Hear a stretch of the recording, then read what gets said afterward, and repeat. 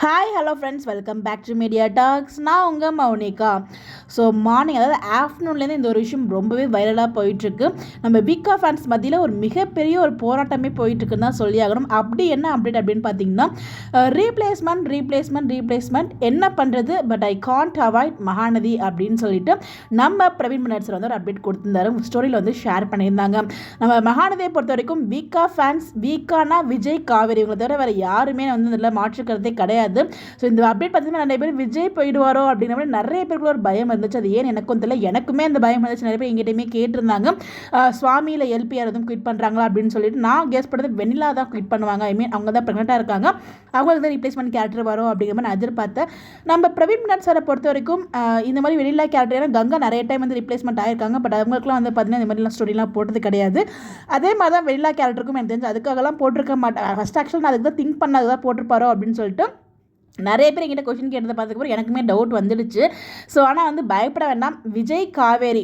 So நம்ம வீக்கானாலே நம்ம சுவாமி LP தான், அதில் எந்த ஒரு மாற்று கருத்துமே இல்லை. ஸோ அவங்க ரெண்டு பேரும் இதில் யாரும் ஒருத்தர் மாறினாலும் கண்டிப்பாக பிரவீன் மன்னர் சார் சீரியலில் என் பண்ணுறது தான் யோசிப்பார் தவிர சேஞ்சஸ் கொண்டு வர மாட்டார் தான் எனக்கு தோணுது. இது வந்து என்னோட உள் மனசை சொல்கிறத நான் சொல்லிட்டு இருக்கேன். மேபி அப்போ வந்து இந்த லெவலுக்கு வந்து நம்ம விஜய் காவேரி ட்ரெண்டிங்கில் இல்லை, அதாவது மகாநதி இவ்வளோ ட்ரெண்டிங்கில் இல்லை. கங்கா பல டைம் சேஞ்ச் ஆகும் போதெல்லாம் இப்போ ரீசெண்டாக தான், அதாவது ரீசெண்டாக சொல்கிறதுனா நம்ம விஜய் காவேரி எப்போ வந்து ஒரு நல்ல ட்ரெண்டிங் ஆக ஆரம்பித்தாங்களோ, வீக்கான்னு எப்போ ஆரம்பித்தாங்களோ அப்போலேருந்து தான் இந்த சீரியல் ரொம்ப ட்ரெண்டிங் ஆக ஆரம்பிச்சிருச்சு. ஸோ அதனால மேபி வெண்ணிலாவோட ரீப்ளேஸ்மெண்ட்காக கூட போட்டிருக்கலாம் அப்படிங்கிற மாதிரி எனக்குள்ள இன்னொரு தாட்டும் இருந்துட்டு இருக்கு. ஆனால் வெண்ணிலா ரீப்ளேஸ்மெண்ட் இல்லை அப்படிங்கிற மாதிரி வந்து நமக்கு ஒருத்தவங்க அப்டேட்ஸ்மே சொல்லியிருக்காங்க. பட் அந்த அளவுக்கு ரொம்ப நமக்கு தெரியல. நாளைக்கு ஷூட்டிங் ஸ்டார்ட் ஆகுது, அதில் தெரிஞ்சிடும் யாரெல்லாம் வராங்க அப்படின்னு சொல்லிட்டு. நிறைய பேர்ட்ட கேட்டிருக்கேன், யார் அந்த ரீப்ளேஸ்மெண்ட் கேரக்டர் சொல்லுங்க அப்படின்னு சொல்லிட்டு. அவங்களுமே விசாரிச்சுட்டு சொல்கிறேன் அப்படிங்கிற மாதிரி சொல்லியிருக்காங்க. அப்டேட்ஸ் கிடைச்சா கண்டிப்பாக நான் ஷேர் பண்ணுறேன்.